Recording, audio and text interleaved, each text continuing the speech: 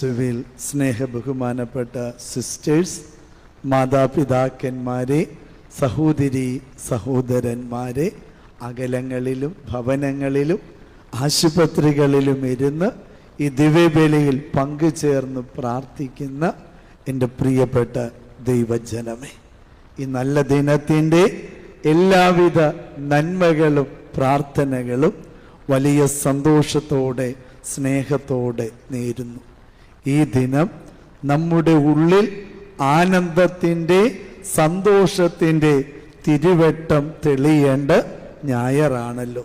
തിരുവചനത്തിലേക്ക് കടന്നു വരുമ്പോൾ ഈ വലിയ സന്തോഷം ലഭിക്കാൻ നാം എന്ത് ചെയ്യണം? അതാണ് ഇന്നത്തെ വചനം.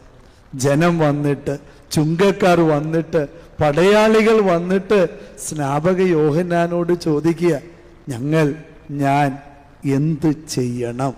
ഇത് വളരെ പ്രധാനപ്പെട്ട ഒരു ചോദ്യം. മാറ്റത്തിൻ്റെ തുടക്കത്തിൻ്റെ കാരണം ഈ ചോദ്യമാണ്. ഞാൻ എന്ത് ചെയ്യണം? സ്നാപക യോഹന്നാൻ ജോർദാൻ നദിയിൽ സ്നാനം നൽകിക്കൊണ്ടിരുന്ന അവസരത്തിലാണ് ജനക്കൂട്ടം അവൻ്റെ അരികിലേക്ക് കടന്നു വരുന്നത്. അവൻ അവരെ അഭിസംബോധന ചെയ്തുകൊണ്ട് പറയുന്നത് സുഖമുള്ള വാക്കുകളല്ല. ഇതിൻ്റെ തൊട്ടടുത്ത് വരുന്ന വചനം അണലി സന്തതികളെ എന്ന് വിളിച്ചിട്ട് ഈ ജനത്തെ മുഴുവനും വെൽക്കം ചെയ്യുന്നത്. കേൾക്കാൻ ഇമ്പമുള്ള വാക്കല്ല.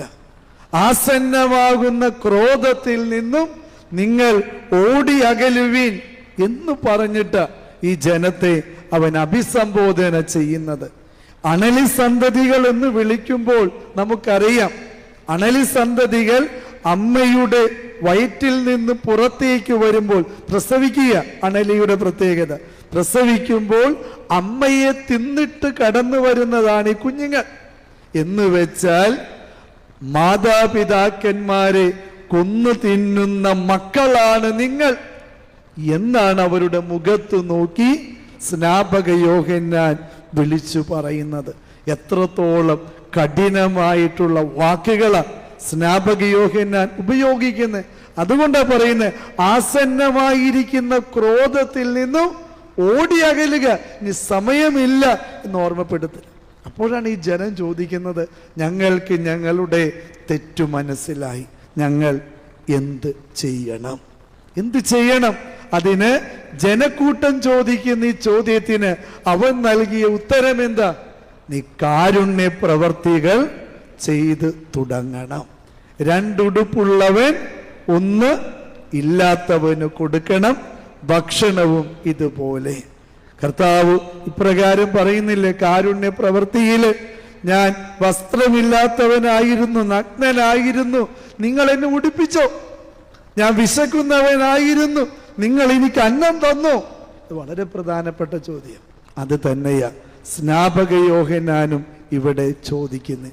അപ്പോൾ ഞാൻ എന്ത് ചെയ്യണമെന്ന ജനത്തിൻ്റെ ചോദ്യത്തിന് ദൈവമായ കർത്താവ് നമ്മോട് പറയുന്ന ഒന്നാമത്തെ കാര്യം എന്താ? നമ്മൾ കാരുണ്യ പ്രവർത്തികൾ ചെയ്യുന്നതിൽ ഉത്സുകരായിട്ട് മാറണം. കഴിഞ്ഞ വർഷം കരുണയുടെ കൂടാരത്തിൽ ആഗമനകാല പന്തൽ ഒരുക്കിയപ്പോൾ ഉണ്ണീശയ്ക്ക് വേണ്ടി എന്ത് കൊടുക്കാനുണ്ട് നിങ്ങൾക്കെന്ന ചോദ്യത്തിന് വിദേശത്തിരുന്ന് കുർബാനയിൽ പങ്കെടുത്തിരുന്നൊരു സഹോദരൻ ക്രിസ്മസ് അവധിക്ക് നാട്ടിലേക്ക് വരുന്ന അവസരത്തിൽ ഇത് കേട്ടിട്ട് 3 വലിയ ബാഗ് നിറയെ സാധനങ്ങളുമായിട്ട്, തനിക്ക് വേണ്ടതൊന്നും അദ്ദേഹം കൊണ്ടുവന്നില്ല, ഒരു കൊച്ചു ബാഗിൽ തനിക്ക് വേണ്ടത് മാത്രം കൊണ്ടുവന്ന് പുത്തൻ ഉടുപ്പുകൾ വസ്ത്രങ്ങളുമായിട്ട് കരുണയുടെ കൂടാരത്തിൽ കൊണ്ടുവന്ന് വെച്ച ആ സഹോദരനെ എനിക്ക് ഓർമ്മയുണ്ട്. ഇപ്രകാരം തനിക്ക്, തൻ്റെ കുടുംബത്തിന്, മക്കൾക്ക് വേണ്ടി കൊണ്ടുവരാമായിരുന്നതൊക്കെ വേണ്ട എന്ന് വെച്ചിട്ട് കരുണയുടെ കൂടാരത്തിൽ ആ മനുഷ്യൻ കൊണ്ടുവന്ന് വെച്ചത് മുഴുവനും ഉണ്ണീശയ്ക്ക് വേണ്ടിയുള്ള സമർപ്പണമായിരുന്നു. അതിൽ നിന്നും 2 പുത്തൻ ഉടുപ്പുകളിട്ട് 2 കുഞ്ഞുങ്ങൾ ക്രിസ്മസിന്റെ ദിവസം വന്നിട്ട് അച്ഛന് സ്തുതി പറഞ്ഞിട്ട് പറഞ്ഞ കാര്യം ഇപ്രകാരമാ, അച്ഛ ആദ്യമായിട്ട് ക്രിസ്മസിന് ഇത്രത്തോളം തിളക്കമുള്ള വസ്ത്രങ്ങൾ ഞങ്ങൾക്ക് കിട്ടിയത് അത് ഉണ്ണി ഈശോ ഞങ്ങൾക്ക് തന്നത്. കരുണയുടെ കൂടാരത്തിൽ ആഗമനകാല പദ്ധതി ഉണ്ണീശോയ്ക്ക് വേണ്ടി നൽകപ്പെട്ടത്. അവർ പറഞ്ഞത് എന്താ? ഉണ്ണീശോ ഞങ്ങൾക്ക് നൽകിയത് ഈ പുത്തൻ ഉടുപ്പുകളെന്ന്.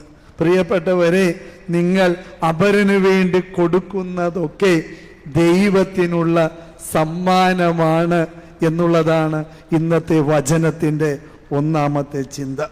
രണ്ടാമതായിട്ട് ചുങ്കക്കാർ, നികുതി പിരിക്കുന്നവർ, അവർ വന്നിട്ട് ചോദിക്കുന്നുണ്ട്, ഞങ്ങൾ എന്ത് ചെയ്യണം?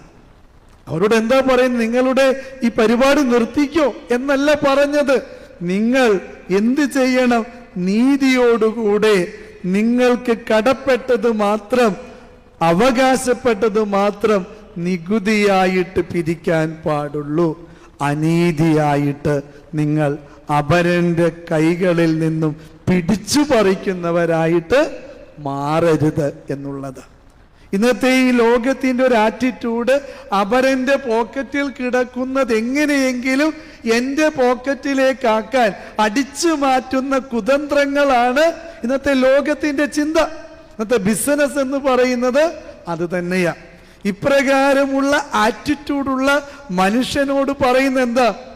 വേലയ്ക്ക് ആനുപാതികമായ കൂലി നിനക്കുണ്ട്, അതിലധികമായിട്ടുള്ളത് നീ ഈടാക്കരുത്, പിഴിയരുത്, പിരിക്കരുത് എന്നുള്ള കാര്യം. നമ്മളുടെ തൊഴിൽ മേഖലയൊക്കെ നമ്മൾ എടുത്തു നോക്കുക. നാം അധ്വാനിക്കുന്നതിന് നമുക്ക് കിട്ടുന്ന വേതനത്തിന് ആനുപാതികമായിട്ടുള്ള വർക്ക് നാം ചെയ്തിട്ടുണ്ടോ? ഇപ്പൊ നമ്മളുടെ ഒക്കെ വീടുകളിൽ പണിക്കാർ വരുമ്പോൾ വീട്ടുകാർക്ക് വലിയ സങ്കടം. 8-8:30 മണിക്കും വന്നിരുന്ന പണിക്കാരൊക്കെ 9-9:30 മണിക്കും വന്ന് വൈകിട്ട് 5-5:30 മണി വരെ നിന്നവർ 4-4:30 മണിയാകുമ്പോൾ കൈ കഴുകി വേതനം വാങ്ങിക്കുമ്പോൾ കൊടുക്കുന്ന വീട്ടുടമസ്ഥന് പണ്ടുണ്ടായിരുന്ന സന്തോഷം ഇന്നില്ല എങ്കിൽ അതിൻ്റെ കാരണം എന്താ?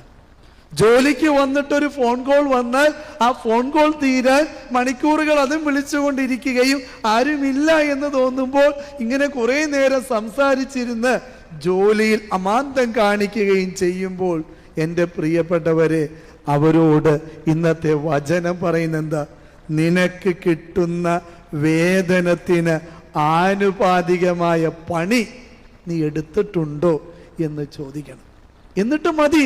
എൻ്റെ ഒരു സുഹൃത്തുണ്ട്, ഒരു ദിവസം അവനോട്, കൽപ്പണിക്കാരനാ, ഒരു വീടിൻ്റെ മതിൽ പൊളിഞ്ച് വീണ് അത് പണിയാനായിട്ട് ആ വീട്ടുകാരൻ അവനോട് പറഞ്ഞു. എന്നോട് ആ വീട്ടുകാരൻ പറഞ്ഞ കാര്യം, അവൻ വന്ന് ഏകദേശം ഒരു 2 മണിക്കൂർ കൊണ്ട് ഫാസ്റ്റായിട്ട് വർക്ക് ചെയ്യുന്നവനാ. ആ വർക്ക് ചെയ്ത് തീർത്ത് വീട്ടുടമസ്ഥനോട് പണിയെല്ലാം കഴിഞ്ഞു. വീട്ടുടമസ്ഥൻ 1000 രൂപ കൊടുത്തു അവന്. അവൻ പറഞ്ഞ്, ഞാൻ ഇന്ന് 400 രൂപയ്ക്കുള്ള പണിയെ എടുത്തിട്ടുള്ളൂ, ബാക്കി 600 രൂപ പിടിച്ചോ, എനിക്ക് വേണ്ട. ഓർത്ത് നോക്കിയേ, ഇതാണ് നീതി എന്ന് പറയുന്നത്, ഇതാണ് ന്യായം എന്ന് പറയുന്നത്. ഇതാ പണിക്കാരൻ പറഞ്ഞതല്ല, പൈസ കൊടുത്ത, കാരണം ഞാൻ പറഞ്ഞിട്ട് പോയ പണിക്കാരനാ. ആ പണിക്കാരൻ അപ്രകാരം ചെയ്തിട്ട് ആ വീട്ടുകാരൻ, ചിലപ്പോൾ അച്ഛൻ പറഞ്ഞു വിട്ടത് കൊണ്ടായിരിക്കാം 1000 രൂപ കൊടുത്തത്. പക്ഷെ അവൻ പറഞ്ഞ്, ഞാൻ 1000 രൂപയുടെ പണി ചെയ്തിട്ടില്ല, 400 രൂപ എനിക്ക് തന്നാൽ മതി, അതിൻ്റെ പണിയെ ഞാൻ ചെയ്തിട്ടുള്ളൂ. പ്രിയപ്പെട്ടവരെ, ഇതാണ് രണ്ടാമതായിട്ട് കർത്താവ്, നീ ചെയ്യുന്ന പണി എന്തുമായിക്കൊള്ളട്ടെ അതിന് ന്യായമായ അവകാശം നിനക്കുണ്ട്, അത് വാങ്ങിക്കാം. എന്നാൽ അതിനപ്പുറത്തുള്ളത് നീ വാങ്ങിച്ചാൽ, അവകാശപ്പെടുത്തിയാൽ അതിൻ്റെ അർത്ഥം എന്താ? ഒറ്റ കാര്യമുള്ളൂ, അനീതി പ്രവർത്തിക്കുന്നവന്. മാനസാന്തരപ്പെടാൻ സമയമായി എന്നുള്ളതാ. അല്ലെങ്കിൽ വീണ്ടും വിളിക്കും, അണലി സന്ധ്യതികളെ, ആസന്നമാകുന്ന ക്രോധം നിന്റെ മേൽ നിപതിക്കുമെന്ന സ്നാപക യോഹന്നാന്റെ ശക്തമായിട്ടുള്ള കാര്യം.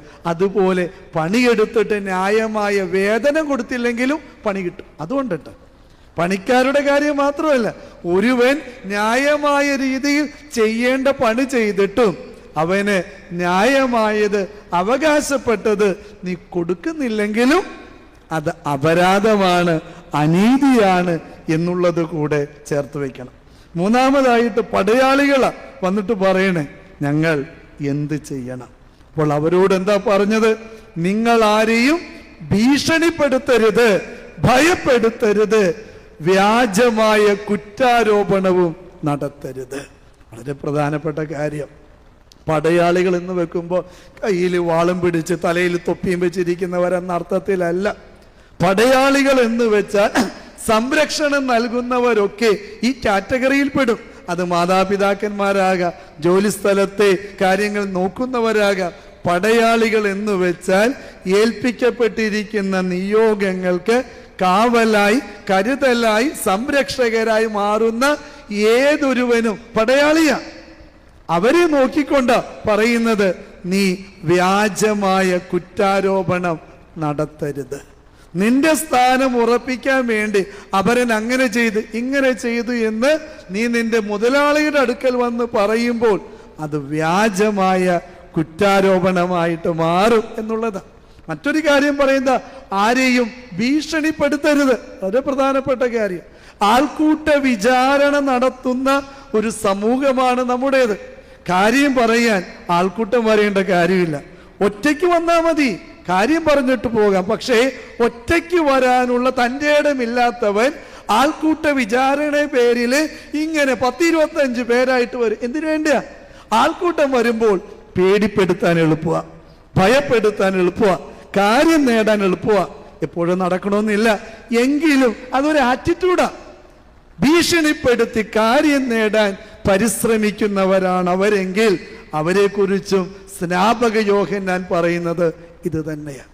അതുകൊണ്ട് എൻ്റെ പ്രിയപ്പെട്ടവരെ, ഭീഷണിപ്പെടുത്തിയൊന്നും കാര്യം നേടാൻ ഇന്നത്തെ ലോകത്ത് ആർക്കും പറ്റില്ല. അപ്പോൾ ഇതിനെ എതിർക്കണമെങ്കിൽ എന്ത് വേണം? കുറെ കൂടി ആർജവം വേണം, തൻ്റെ ഇടം വേണം, ചങ്കൂറ്റം വേണം, നിലപാടുകളുള്ള മനുഷ്യരായിട്ട് നമ്മൾ മാറണം. സ്നാപക യോഹന്നാൻ ഈ പ്രസംഗം പറഞ്ഞവനല്ല, ജീവിതം കൊണ്ട് നിലപാടെടുത്തവനാ. ജീവിതം കൊണ്ട് അനീതി എന്ന് ഒറ്റയ്ക്ക് നിന്ന് ചങ്കൂറ്റത്തോടുകൂടെ ഉറക്കെ വിളിച്ചു പറഞ്ഞതാ. അതുകൊണ്ട് അവന്റെ പേര് തന്നെ എന്താ? മരുഭൂമിയുടെ ശബ്ദം എന്ന ടൈറ്റിൽ അവന് കിട്ടിയെങ്കിൽ, സ്ത്രീകളിൽ നിന്ന് ജനിച്ചവനിൽ ഇവനേക്കാൾ വലിയവനില്ല എന്ന് ക്രിസ്തു തന്നെ ഇവനെ കുറിച്ച് സാക്ഷ്യപ്പെടുത്തിയെങ്കിൽ, എൻ്റെ പ്രിയപ്പെട്ടവരെ, സ്നാപക യോഹന്നാനിലൂടെ ആഗമന കാലത്തിലെ 3-ാമത്തെ ഞായറിൽ നമ്മോടും സ്വർഗം പറയുന്നത് ഞാൻ എന്തു ചെയ്യണമെന്ന ചോദ്യത്തിനുള്ള ഉത്തരമാണ്. ഇന്നേ ദിനം നമ്മൾ ഓരോരുത്തരും നമ്മോട് തന്നെ ദൈവസന്നിധിയിൽ ചോദിക്കണം, ഞാനായിരിക്കുന്ന ജീവിതാവസ്ഥയിൽ എൻ്റെ ജീവിതം കുറച്ചുകൂടെ മെച്ചപ്പെടുത്താൻ, ആഗമനകാലം എന്ന് വെച്ചാൽ അതാ, ക്രിസ്തുവിൻ്റെ വരവിനായി ഒരുങ്ങുന്ന ഈ കാലഘട്ടത്തിൽ നാം ചോദിക്കണം, എൻ്റെ ജീവിതം കുറച്ചുകൂടി മെച്ചപ്പെടുത്താൻ, കുറച്ചുകൂടി നന്നാക്കി മാറ്റാൻ ഞാൻ എന്തു ചെയ്യണം?